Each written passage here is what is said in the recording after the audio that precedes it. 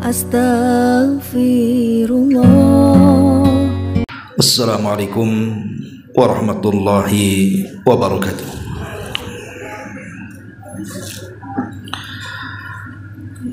Alhamdulillah, alhamdulillahilladzi hadana lihada wa ma kunna linahtadiya laula an hadanallah. Asyhadu an la ilaha illallah wahdahu rabbi la syarika lah wa asyhadu anna Muhammadan abduhu wa rasuluhu alladzi la nabiyya ba'dah. Qala Allah azza wa jalla ya ayyuhalladzina amanu taqullaha haqqa tuqatih wa la tamutunna illa wa antum muslimun, amma ba'du. Ma'asyiral muslimat rahimakumullah, alhamdulillah di pagi hari ini kita bisa kumpul kembali untuk bertalabul ilmi. Tak lupa salawat teriring salam kita hadiahkan kepada Rasul kita Nabi besar Muhammad sallallahu alaihi wa ala alihi wasallam.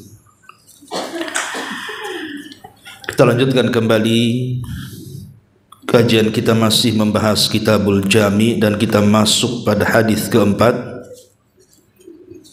dalam bab zuhud dan wara. Kita baca hadisnya. Hadis dari Al-Miqdad ibni Ma'di Karib radhiyallahu anhu. Nabi sallallahu alaihi wasallam bersabda, "Ma mala'a ibnu Adam wi'an syarran min batnihi."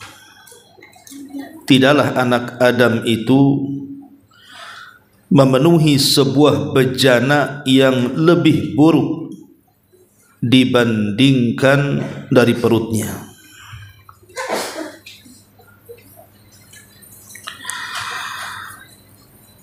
Kemudian Nabi SAW juga mengatakan, bihasbi ibni Adam luqaimatun yuqimna sulbahu fa in kana la mahalata fa thuluthun li ta'amihi wa thuluthun li syarabihi wa thuluthun li nafsihi.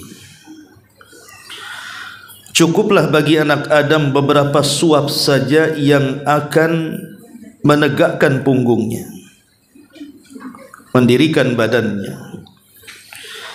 Jika dia harus makan lebih banyak, maka hendaklah dia bagi perutnya, di mana sepertiganya untuk makanan, sepertiganya untuk minuman, dan sepertiganya lagi untuk bernafas. Ma'asyiral muslimat yang dimuliakan Allah Subhanahu wa taala, hadis ini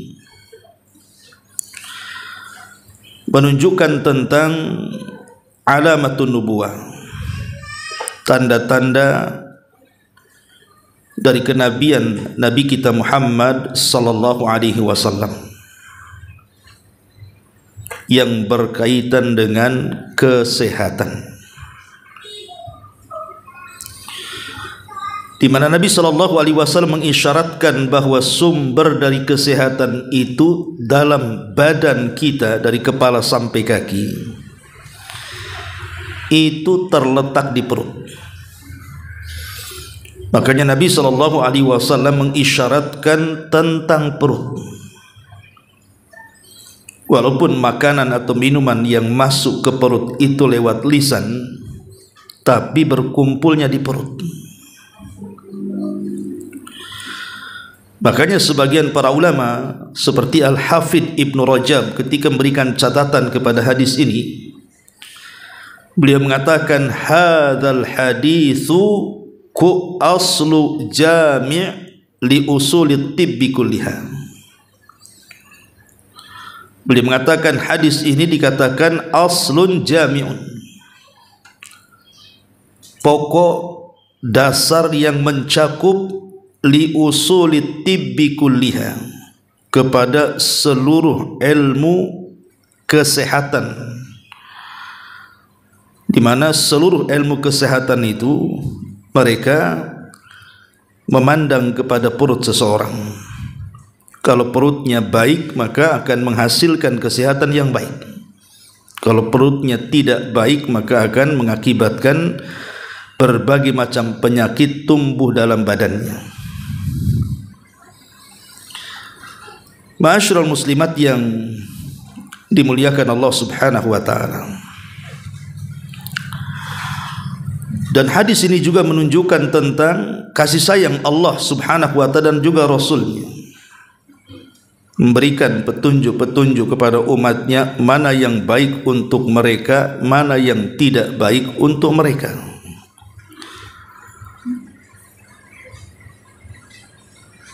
Secara umum kita tahu bahwa Allah Subhanahu wa taala telah memberikan banyak nikmat kepada kita, bahwa perkara makan dan minum itu adalah perkara mubah.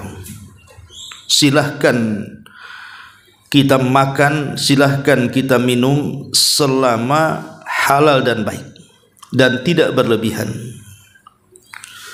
Karena inilah 3 kunci di mana seseorang itu akan mampu dengan baik ketika beribadah kepada Allah Subhanahu wa taala jikalau dia memperhatikan makan dan minum itu dari 3 sisi.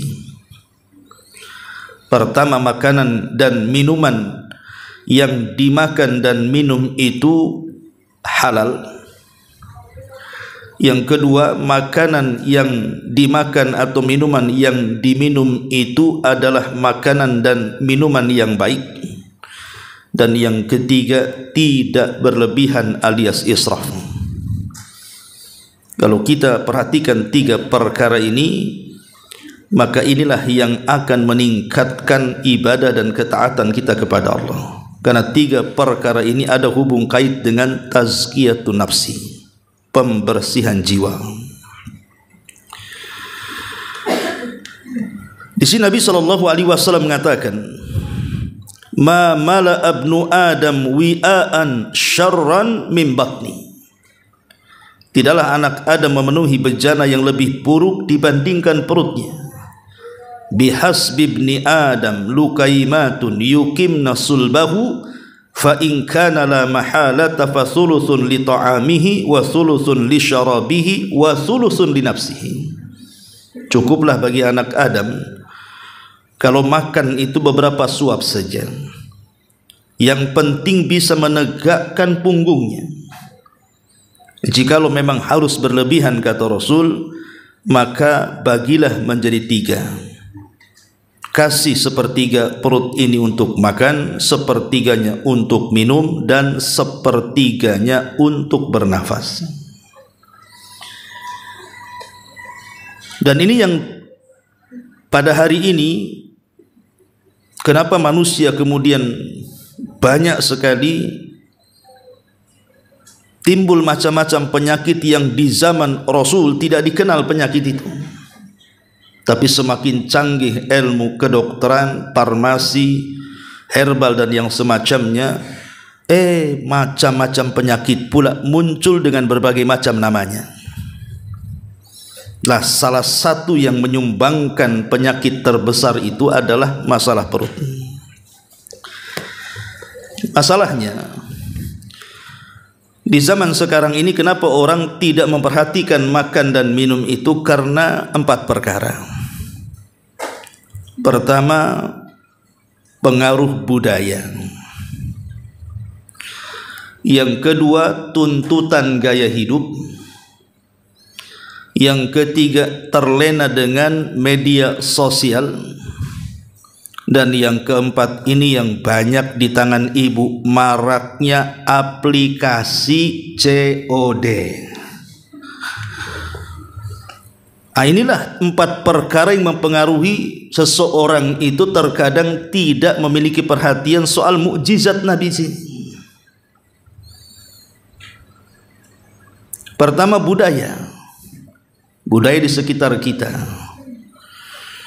Mungkin dulu ibu tinggal di perumahan mana, tak adalah warung-warung di situ. Jauh kalau ke warung itu kan. Pindah perumahan, depannya itu semua warung kaki 5, kaki 6, kaki 7, semua kaki. Dan budaya orang segitu pula malas masak. Akhirnya kemudian ya hari-hari ya ke warung, akhirnya perhatiannya hanya kuliner saja. Ataupun tuntutan gaya hidup tuh. Melihat orang lain makan enak, kenapa saya tidak? Bahkan yang lebih parah lagi, terlena dengan sosial media.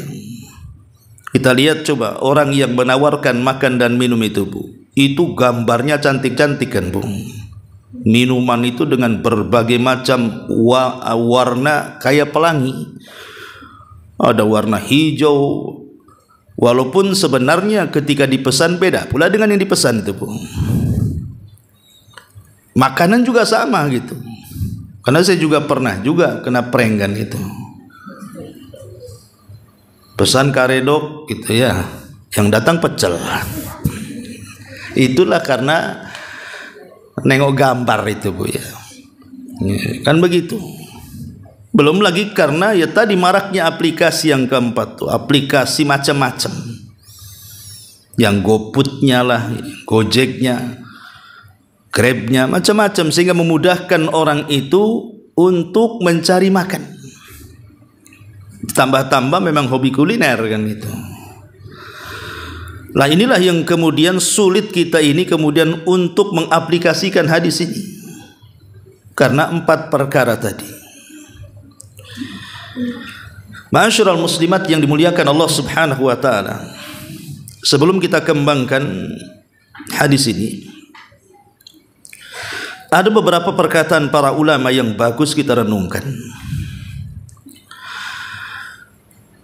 Pertama, perkataan Imam Syafi'i rahimahullahu ta'ala. Muhammad ibn Idris Asy-Syafi'i rahimahullahu ta'ala, dia mengatakan bahwa seseorang ketika makan terlalu kenyang alias berlebihan. Jadi ibu kalau makan nasi itu empalnya lebih besar daripada mangkoknya, nutupi nasi, Bu. Kalau makan rawon itu 1 ember itu kuahnya, nasinya 1 sendok. Jadi ada orang-orang yang kemudian mengikuti syahwat makannya karena enak, gak peduli kapan lagi katanya. Lah kata Imam Syafi'i rahimahullahu ta'ala di sini, bahwa makan kalau sampai kemudian tidak memperhatikan bejana perutnya, bahwa bejana perut itu kan ada kapasitasnya, jangan sampai diisi full. Apalagi makanan itu kemudian memenuhi yang harusnya 1/3 untuk minum, dia penuhi untuk makan. Yang harusnya untuk bernafas, dia kenyangkan pula untuk makan. Maka madaratnya kata Imam Syafi'i rahimahullahu ta'ala, yang pertama yuthqil al-badan, memperberat timbangan badan. Dan memperberat timbangan badan itu tidak ada kebaikan di akhirat sedikit pun. Karena timbangan di hadapan Allah itu bukan soal berat badan dalam timbangan. Sebab kalau itu ukurannya, maka yang gemuk-gemuk itu banyak masuk surga, Bu. Yang kurus pula masuk neraka. Kan masalah, Bu ya. Kalau itu barometernya. Jadi maksudnya adalah gemuk itu bukan sebuah perkara yang menjadikan dia berada di atas kebaikan. Karena di akhirat timbangan bukan itu, tapi timbangan itu dari amalan. Justru sebaliknya, ketika seseorang kemudian sampai obesitas, ya, sampai berat sekali badannya, malas untuk berjalan, maka yang kedua kata Imam Syafi'i, wa yuqsi al-qalba, maka akan mengakibatkan keras hatinya, Bu. Dari mana kita tahu bahwa makan banyak itu mengeraskan hati? Ya, karena kepekaan sosialnya hilang.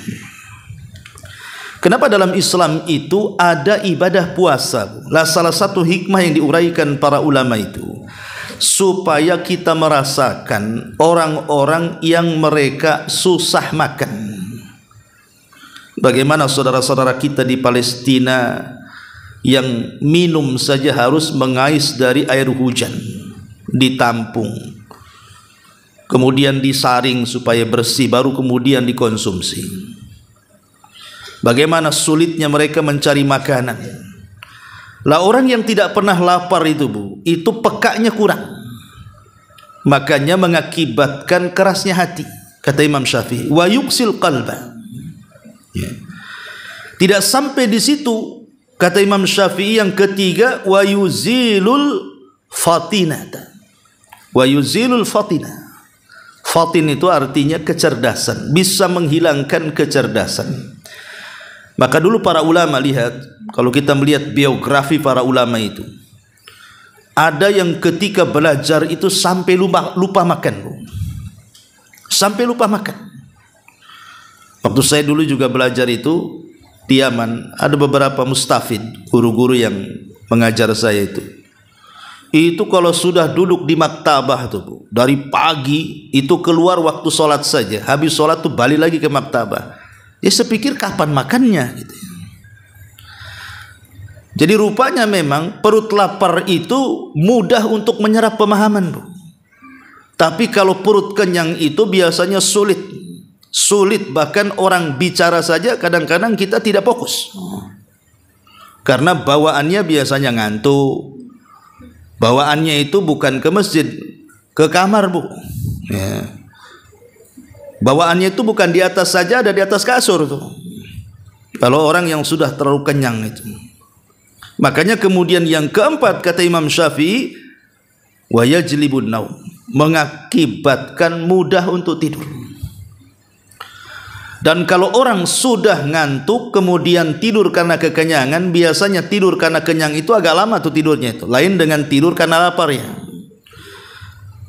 Sebab kalau tidur di atas kenyang itu biasanya lama. Lah, ketika lama tidur itulah banyak kebaikan-kebaikan yang akan luput dari dia. Macam mana orang tidur mau ibadah? Macam mana orang tidur mau hadir di pengajian? Dalam mimpi kan itu, tidak mungkin. Orang tidur itu dia nggak sadar kan itu.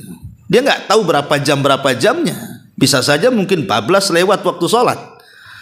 Makanya kemudian kata Imam Syafi'i rahimahullahu ta'ala, yang keempat bisa mengakibatkan seseorang itu terkalahkan dengan tidurnya. Dan yang terakhir kata Imam Syafi'i, wa yud'if sahibahu anil ibadati, bahkan melakukan ibadah banyak hal yang luput. Contoh nih, Bu, ya, yang biasa saja, yang mudah lah. Ibu kalau sedang puasa di bulan Ramadan, biasanya kan budaya di tempat kita ini kan, kalau sudah datang bulan Ramadan, sudah mendekati jam 5, sampai ibu datang aja kaget. Banyak kali makanannya katanya, macam-macam warna, macam-macam promosinya. Beli 2 gratis 3 katanya, biar beli. Non muslim ikut jualan pula. Mereka tak puasa tapi ikut jualan buka. Bayangannya itu pengen makan enak. Akhirnya semua yang dilihat enak dibeli, dilihat enak dibeli. Ketika maghrib saja tung itu, semua itu akan terasa bedanya. Ibu coba bedakan saja, kalau buka ibu makan kurma, air putih umpamanya kan, sudah. Nantilah kalau makan berat habis tarawih. Dengan ibu makan tuh semua buka, kemudian sholat maghrib, isya dan tarawih, itu bisa kita bedakan tuh malasnya tuh. Bawaannya tuh nguap saja. Akhirnya apa? Imam yang dimarahi. Lama kali si imam tuh katanya. Ibu yang tak punya kekuatan karena kekenyangan, kenapa imam pula yang disalahkan kan itu? Tapi kalau orang lapar itu dia semangat saja tarawih itu. Lah, ini diantara kenapa Imam Syafi'i mengatakan wa yud'if sahibahu anil ibadah.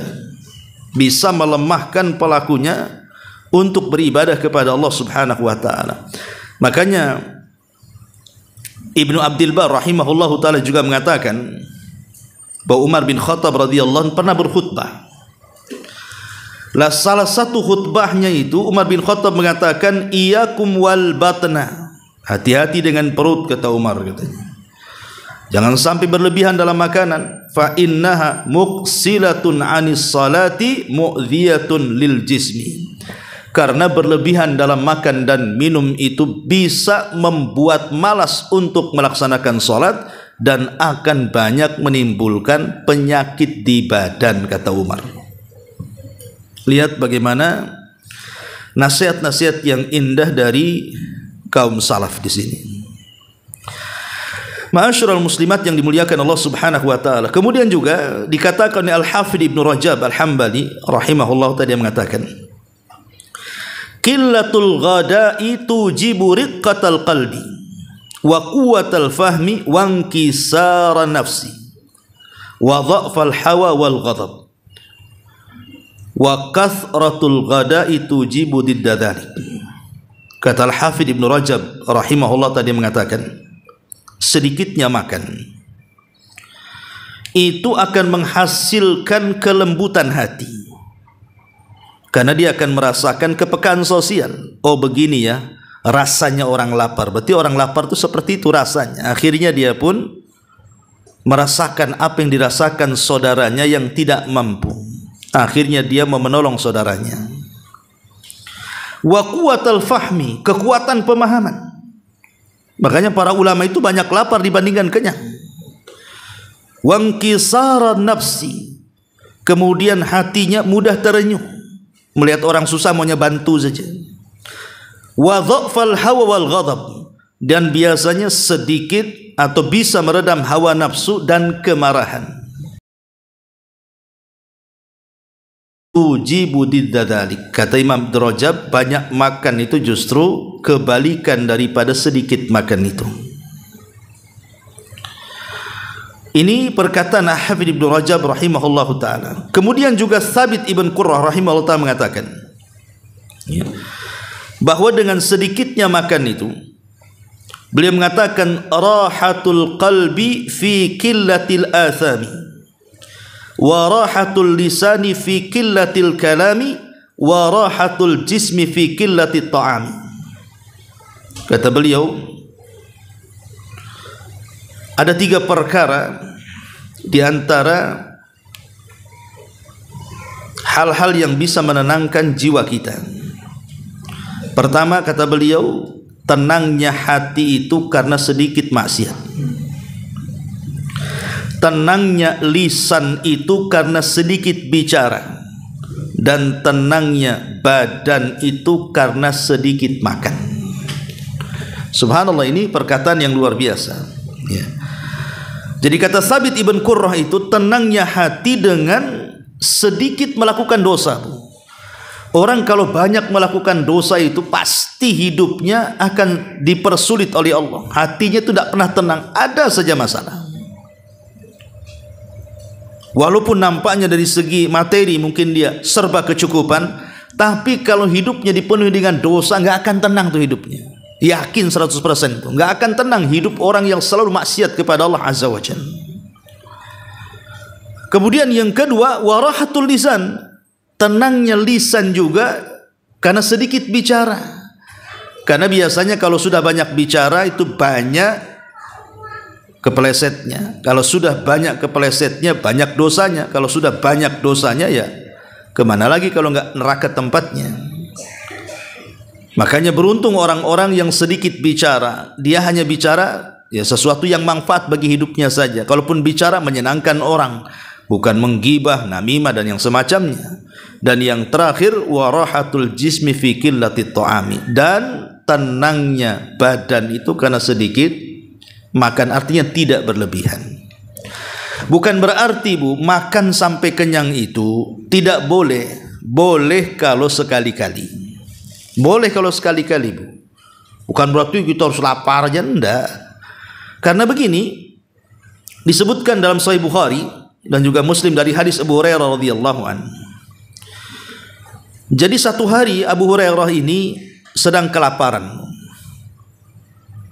Dan para sahabat tuh kalau lapar biasanya mengganjal perutnya dengan batu kemudian diikat. Kemudian dia sengaja duduk di pintu Masjid Nabawi. Keluarlah Abu Bakar Siddiq radhiyallahu an. Karena Abu Hurairah kan pantang untuk minta-minta. Tapi masalahnya dia lapar. Cobalah dia bertanya soal agama kepada Abu Bakar. Mudah-mudahan ketika Abu Bakar menjawab, dia melihat kondisi dirinya akhirnya peka mau ngajak makan gitu maksudnya. Tapi setelah dijawab tak peka pula nih Abu Bakar ini. Langsung pergi dia. Ya. Kemudian keluar Umar. Kemudian begitu juga Abu Hurairah itu tanya soal agama kepada Umar dengan harapan Umar peka gitu ya. Bahwa dia sedang lapar, diajaklah main ke rumahnya makan gitu. Rupanya Umar tidak lebih peka dari Abu Bakar juga. Habis dijawab pergi dia. Temenunglah Abu Hurairah radhiyallahu an. Ya persislah kayak ibu datang ke kawannya sebenarnya mau pinjam uang, cuman tak peka kawannya itu. Ibu pula malu. Ya kan pulang tak bawa apa-apa jadinya. Tapi Nabi SAW pas keluar, Rasul itu manusia yang paling peka dengan yang lain. Dia tahu Abu Hurairah sedang kelaparan. Jadi oleh Nabi SAW langsung dibawa pulang. Lah kebetulan di rumah Nabi SAW itu istri-istri Nabi baru mendapatkan hadiah berupa air susu. Cukuplah untuk beberapa orang. Ketika sampai di rumah Nabi SAW, bukannya Nabi SAW mempersilahkan Abu Hurairah untuk minum susu gitu kan, untuk makan. Tidak, kata Nabi, wahai Abu Hurairah, berapa jumlah ashabus sufa yang ada di masjid katanya? Sekian dan sekian wahai Rasul. Kau panggil mereka kemari. Gimana coba itu minuman susu itu hanya mencukupi hanya 2-3 orang, sementara ashabus sufa ini mau 100 orang.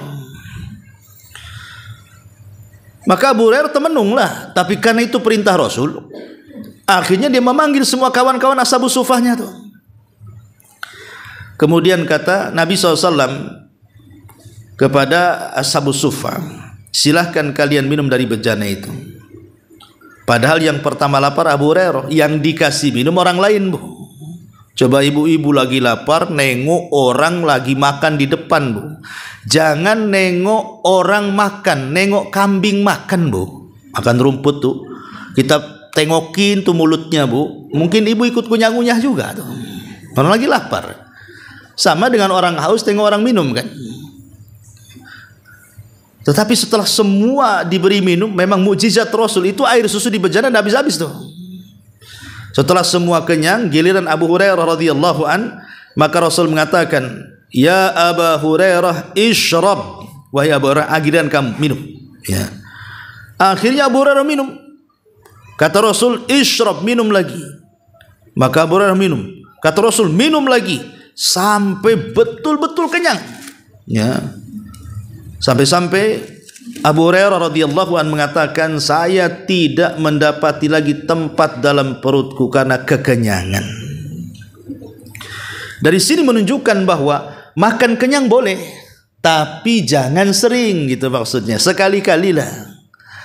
Mungkin dalam sepekan itu ibu keluar bersama keluarga, ngajak suami kemana, makan di mana, kenyang kan sepekan sekali lah kan itu.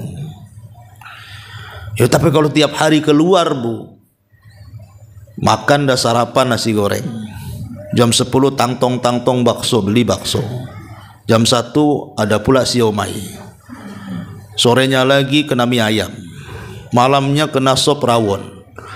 Masya Allah bu, kalau hidup kayak gitu bu, maka persis yang disabdakan Rasul ini, pasti akan banyak penyakit itu ya, karena kalau dibiasakan seperti itu pasti banyak penyakit itu. Karena saya pribadi saya itu ya, karena memang ya saya nasihati juga lah kepada, untuk saya pribadi dan juga untuk para ibu-ibu ya,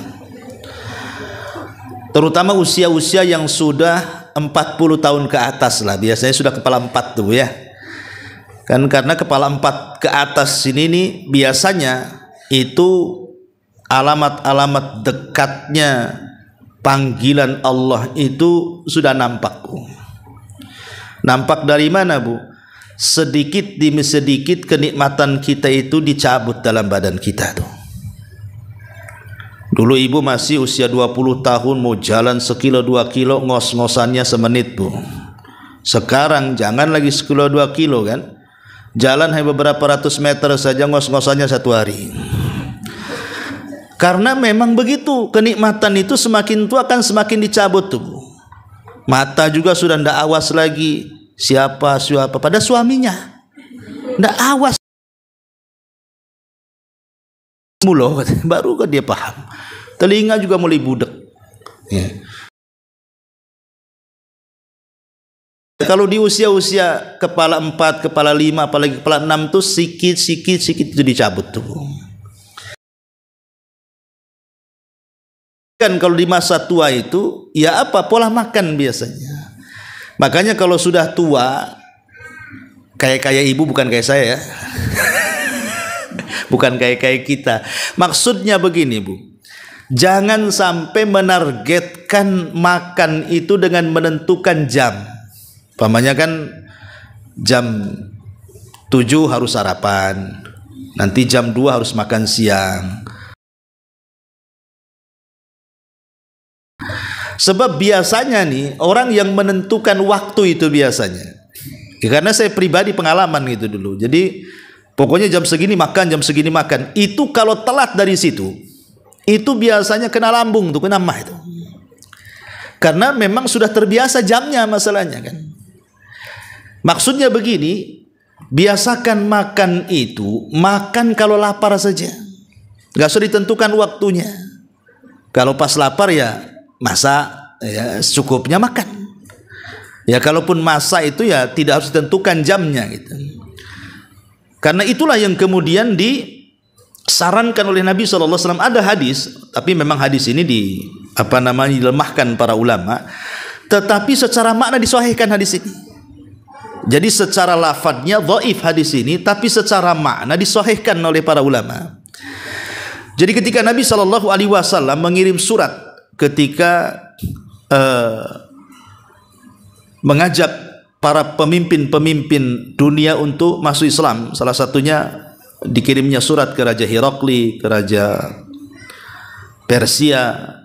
Kemudian juga mengirim surat ke Raja Muqawqus. Muqawqus itu raja yang ada di Mesir. Memang Raja Muqawqus Mesir ini tidak masuk Islam, tetapi dia tidak merobek surat seperti orang-orang Persia merobek surat dakwah Nabi, tidak. Dia menghargai surat itu. Kalau Persia kan merobek suratnya, makanya didoakan oleh Rasul, sebagaimana engkau telah merobek suratku, maka semoga Allah merobek kerajaan, dan Allah kabulkan. Persia tumbang dan tidak ada Persia sampai kiamat. Lah Raja Muqawqus dan juga Raja Herakli ini menghormati surat Nabi. Cuman Raja Muqawqus Mesir ini, walaupun dia tidak masuk Islam, tapi dia mengirim hadiah. Mengirim hadiah 2 budak dan 1 dokter. Lah 2 budak inilah yang namanya pertama Sirin, yang kedua Maria Qibtiyah. Adapun Sirin oleh Rasul diberikan kepada Hasan ibn Thabit, juru bicaranya. Adapun Maria Qibtiyah diambil Nabi, kemudian digauli dan punya anak Ibrahim. Adapun dokter, maka Rasul menyuruh untuk pulang lagi ke Mesir. Kata Rasul, kami tidak perlu dokter katanya. Kemudian Rasul mengatakan, di sini syahidnya, nahnu qaumun la na'kul hatta naju wa idza akalna la nasba'. Kata Rasul, kami adalah kaum yang tidak makan sehingga lapar, kan sampai kenyang. Kata Rasul apa? Kami adalah kaum yang tidak makan sehingga kami lapar, dan ketika kami. Memang hadis ini dilemahkan para ulama, tapi secara makna sahih. Ulama mensahihkan hadis ini, bahwa kami kaum yang tidak akan pernah makan sampai lapar. Lah ini juga ada syahid di sini, Bu. Terkadang kan kalau ditentukan jamnya, itu belum lapar karena sudah jamnya. Padahal laparnya belum, ya lapar tapi masih bisa ditahan-tahan, makan lagi. Itulah yang mengakibatkan banyak penyakit. Ya ini pandangan saya, tak tahu ya kalau pandangan dokter-dokter ya.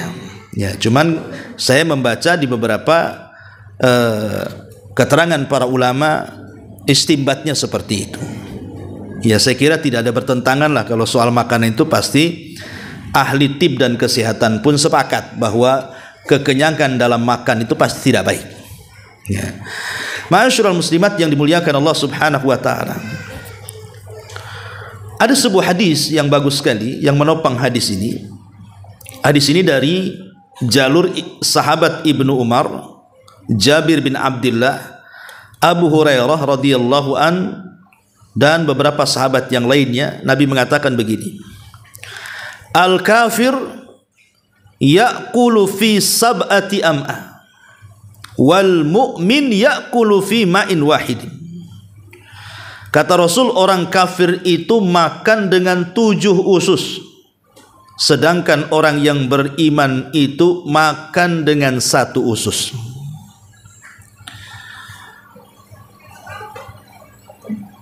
Apa maknanya di sini? Inilah yang terjadi perselisihan di antara ulama. Apa maknanya hadis ini? Kalau kita lihat saudara-saudara kita itu dari non muslim, ya kan, kadang-kadang sehat-sehat mereka, kurus.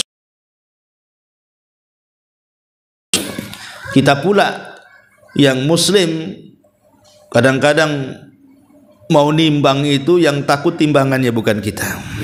Ya. Jadi bagaimana ini dengan hadis ini? Katanya orang kafir itu kalau makan 7 usus, orang yang beriman 1 usus saja, kenyataannya terbalik kan itu. Maka ulama mengatakan hadis ini memang dimaknai 2. Ada yang memaknai dengan zahir hadis, ada yang memaknai ini sebuah kiasan. Yang memaknai zahir hadis di sini, ada yang mengatakan maksudnya kalimat al-kafir dan al-mu'min. Di situ ada alif lam di situ. Al-kafir ya'kul fi sab'ati am'a wal mu'min ya'kul fi ma'in wahidin. Jadi alif lam dalam al-mu'min dan al-kafir itu menunjukkan mukmin dan kafir pada masa waktu itu. Maksudnya di masa Nabi SAW. Di masa Nabi SAW dibedakan orang kafir dengan orang yang beriman itu dari perut mereka. Jadi orang Yahudi, orang musyrik di zaman Nabi itu makan aja kerjanya. Tapi orang-orang yang beriman itu di zaman itu tidak seperti itu. Makanya Rasul mengatakan seperti ini. Ini satu penafsiran ulama. Penafsiran ulama yang lainnya maksudnya kalimat orang kafir itu makan dengan 7 usus, kemudian orang mukmin itu 1 usus, ini hanya mubalaghah saja, hiperbola istilahnya ya. Ya, kalimat-kalimat yang melampau dalam banyaknya. Ya sama-sama banyak, tetapi mereka lebih banyak gitu saja. Ya. Tapi juga ada yang mengatakan bahwa yang dimaksud hadis ini bicara tentang kesempurnaan iman. Maksudnya mukmin yang sempurna, tidak semua mukmin. Jadi orang-orang yang betul-betul beriman itu maksudnya, maka makannya sedikit. Ya kalau orang imannya biasa makannya banyak seperti orang kafir. Ya. Itu juga ada yang memaksudkan seperti itu. Tapi juga ada yang memahami secara zahirnya, kebanyakan orang kafir itu memang makan aja kerjanya. Mereka tidak ada kepikiran akhirat, makan aja. Tetapi orang-orang yang beriman itu masih ada kepikiran akhirat, sehingga mereka akan membatasi makan mereka. Nah, itu juga ada yang memaknai seperti itu. Tetapi ada yang mengatakan bahwa hadis itu bukan dilihat dari zahirnya. Di sini Nabi SAW hanya memberikan permisalan orang-orang yang beriman. Maksudnya itu lebih zuhud dibandingkan orang kafir. Jadi hadis itu bicara tentang zuhud. Jadi orang yang beriman itu jauh lebih zuhud dibandingkan orang kafir. Karena orang yang beriman itu ada harapan akhirat, sementara orang kafir tidak ada harapan akhirat. Itu juga ada yang mengatakan seperti itu. Ada juga yang bicara tentang masalah halal haram. Orang yang beriman itu pasti perhatian dengan yang halal, sementara orang kafir itu tidak peduli halal haramnya. Tapi dari sini kita tahu dari banyak penafsiran para ulama di sini. Di sini nyambung dengan bab yang kita kaji tentang zuhud. Tentang zuhud gitu ya. Artinya orang yang sedikit dia makannya, maka akan dekat dengan zuhud dibandingkan orang yang banyak makan. Di mana orang yang sedikit makan itu akan mudah ibadah dibandingkan orang yang banyak makan akan sulit ibadah. Baik, kita kembali kepada hadis yang kita baca di sini. Nabi SAW mengatakan, ma mala abnu Adam wi'a asyarran min batni. Tidaklah anak Adam itu memenuhi bejana yang lebih buruk dibandingkan perutnya. Bihasbi ibni Adam luqaimatun yuqimna sulbahu fa in kana la mahalata fa thuluthun li ta'amihi wa thuluthun li syarabihi wa thuluthun li nafsihi. Cukuplah bagi anak Adam ini beberapa suap saja. Kalau memang harus berlebih makan, maka gunakan sepertiga makan, sepertiga minum, dan sepertiga untuk bernafas. Di mukadimah saya katakan tadi bahwa Allah Subhanahu wa taala memerintahkan kita soal makan dan minum itu 3 perkara. Ya ayyuhalladzina amanu kulu min thayyibati halalan thayyiba. Kulu mimma razaqnakum halalan thayyiba. Makanlah dari apa yang kami rizkikan kepada kalian pertama yang halal. Jangan makan yang haram, baik secara zatnya ataupun secara penghasilannya. Zatnya halal tapi hasil belinya hasil haram, sama juga haram. Karena memakan makanan selain yang halal itu bisa mempengaruhi hati. Ini yang pertama. Yang kedua, halalan thayyiba. Memang sudah halal, tapi ada yang keduanya harus baik, Bu. Terutama usia-usia yang sudah setengah abad gitu ya, sudah 40-50 tahun itu. Maka jangan cerita halal saja, lihat kira-kira kalau dikonsumsi baik atau tidak. Contoh nih Bu, duren. Halal enggak Bu? Halal.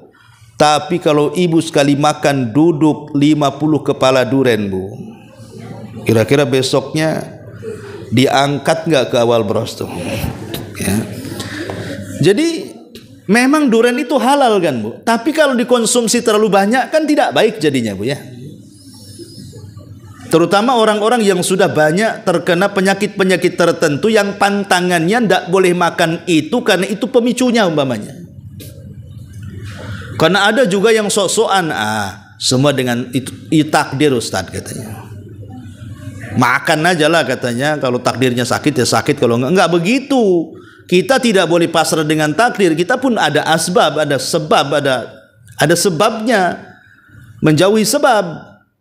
Kalau memang ini pemicunya dan itu sepakat, memang dokter-dokter mengatakan seperti itu, ya ikut sajalah kepada yang ahlinya Bu. Karena kalau sudah kebanyakan yang ahli bicara, jangan dengar yang bukan ahlinya. Contoh nih Bu, ada 100 insinyur dengan 5 orang ustadz berselisih pendapat tentang hukum wudu. Kira-kira Bu, yang ibu pilih 5 ustadz apa 100 insinyur? Ya yang 5 ustadz lah Bu. Kalaupun 100 insinyur, kalau bego agama Bu apa kan begitu? Artinya kita ikut yang pakarnya. Beda kalau bicaranya ini 5 ustadz berselisih, atau mungkin 100 ustadz berselisih dengan 10 insinyur bicara soal konstruksi bangunan. Ya ustadz tahu apa, kecuali kalau dia ngerangkap ustadz sama insinyur kan itu. Lah, kalau dokter memang sudah mengatakan bahwa ini pemicunya, datang pula sok-sokan kan gitu. Anda makan aja katanya. Ya enggak bisa, kita harus mengikuti yang ahlinya. Fas'alu ahla dzikri in kuntum la ta'lamun. Tanya orang ahli. Nah kalau seandainya makan ini pemicunya, kemudian memang ini makan baik, Umpamanya kayak saya ini punya asam urat gitu Bu ya. Kata dokter tidak boleh makan pink, makan usus. Kalau berlebihan pasti akan kumat tuh. Nah, memang betul kalau berlebihan berkumat memang. Nah, maka yang seperti ini jauhi, karena belum tentu yang halal itu kalau dikonsumsi jadi baik gitu maksudnya. Halal sih halal, tapi juga kalau tidak baik untuk kesehatan jangan dikonsumsi. Ini yang kedua. Yang ketiga, okelah ini sudah halal, ini sudah baik. Tapi kalau sampai israf berlebihan, di mana jatah sepertiga minum diisi makanan, jatah sepertiga nafas diisi makanan, ini juga tidak lebih baik. Ya, makanya 3 perkara itu penting diperhatikan. Kata Nabi SAW di sini, fasulusun li ta'amihi, wa sulusun li syarabihi, wa sulusun li nafsihi. Ya, ini memang kalau bicara soal kuliner di zaman sekarang sih memang agak sulit lah kan begitu. Karena saya lihat khususnya para umahat ini banyak keluhan dari para ikhwan, para suami. Katanya istri saya tak pandai jaga badan katanya. Ya tak tahu juga lah. Ya mungkin kalau ibu masak itu lebih banyak masak kesukaan ibu dibandingkan suami mungkin ya. Jadi suaminya tengok nggak enak, ibu pula yang menghabiskan. Nah, jadi ini diantara faedah yang bisa kita petik dari hadis yang keempat dari bab zuhud dan wara ini. Baik, sampai di sini Bu. Silahkan kalau ada yang mau bertanya.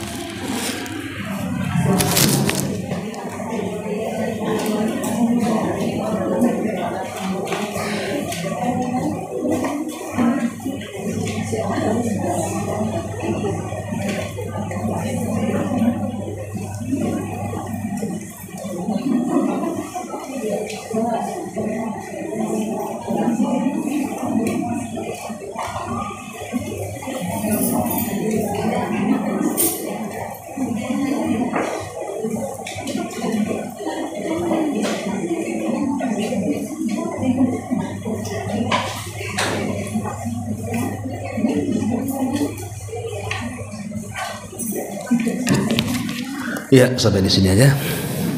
Subhanakallahumma bihamdika asyhadu an la ilaha illa anta astaghfiruka wa atubu ilaik. Allahu ta'ala alam. Assalamualaikum warahmatullahi wabarakatuh.